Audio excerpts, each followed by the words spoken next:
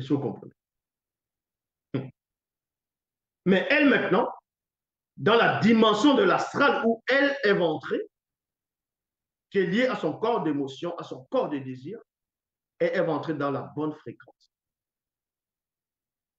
Elle va pénétrer dans la bonne fréquence par rapport à son initiation. Pourquoi? Parce qu'elle va rencontrer des êtres spirituels pendant son voyage astral, pendant sa marche astrale. C'est ça qu'on dit ici. Les veilleurs qui font la ronde dans la ville m'ont rencontré. Deux points. Les veilleurs qui font la ronde dans la ville m'ont rencontré. Quand ils vont lire des cantiques, ils vont voir ça tout complètement physique. Et pourtant, ça, c'est l'astral. Les veilleurs ici sont les entités qui ont une puissance terrifiante. Et ces veilleurs font la ronde de la ville. Donc, pour protéger les initiés, protéger tous ceux et celles qui acceptent le verbe, mais vous ne pouvez pas les voir, vous ne pouvez même pas ressentir les présences. Donc, elle, là, elle est entrée dans l'astral, dans l'invisible. Et elle a vu ce qui se passait. Elle a vu des veilleurs, elle a rencontré des veilleurs. Et maintenant, elle va avoir une conversation avec ces veilleurs. Avez-vous vu l'âme de celui que mon cœur aime dans la conscience de mon cœur? Elle pose la question à ses veilleurs. Elle aurait pu fuir. Elle ne va pas fuir. Elle n'a pas eu peur directement là, comme il est écrit ici, là. Parce que elle est avec Mon. Et d'ailleurs, c'est la femme de Mon. Et elle-même a été initiée par rapport à ces choses. À peine les avais-je passées, virgule, que j'ai trouvé celui que mon cœur aime. Je l'ai saisi et je ne l'ai point lâché jusqu'à ce que je l'ai ramené sur une autre couche. C'est-à-dire que Mon était passé déjà et les veilleux faisaient la ronde. Et Mon se trouvait dans la fréquence où les êtres spirituels du grand tour des choses ont l'habitude de passer.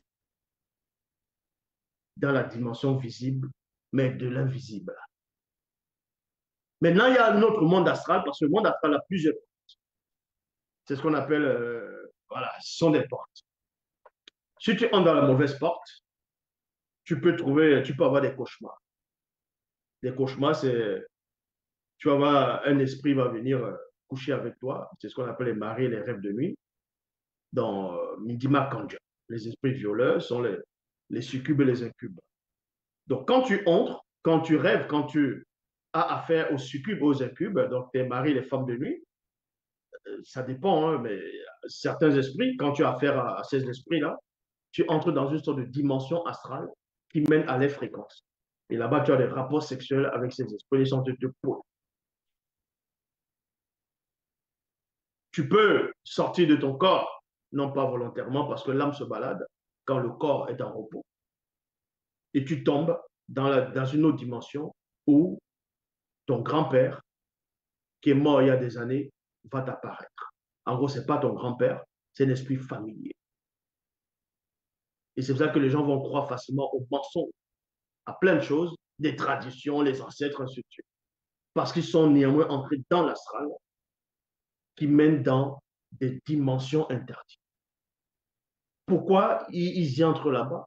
C'est en fonction de leurs désirs dans le quotidien, de leurs pensées, de leurs croyances.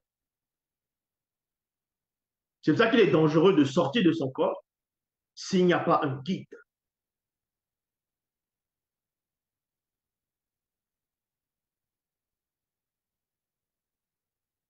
Je vous en conjure, filles de Longanapi, pas des gazelles et les biches des savanes, ne réveillez pas l'amour avant qu'il ne veille, qu'il ne le veuille. Nous allons passer dans la phase 3, après la sortie astrale, la sortie spirituelle. Après la sortie astrale, la sortie spirituelle, toujours dans le Cantique des Cantiques.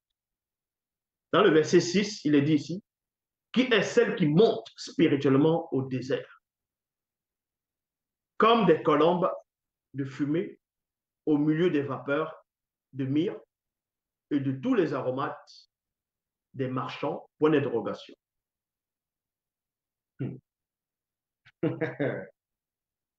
Vous allez voir quelque chose pendant la sortie astrale. Parce qu'il y a la sortie astrale et ensuite il y a la sortie spirituelle. Quoique l'âme, c'est toujours un corps spirituel, mais on va faire la différence ici entre l'astral et le spirituel et l'esprit.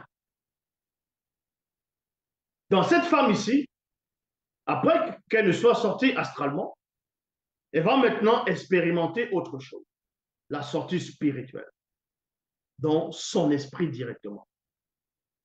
Parce que la sortie astrale, c'est ton âme qui sort, qui marche, qui fait des choses, qui voyage. Tu peux même voler hein, dans les airs, parce qu'il n'est pas lourd comme le corps. Il est au-dessus de ce qu'on appelle la pesanteur, toutes ces choses.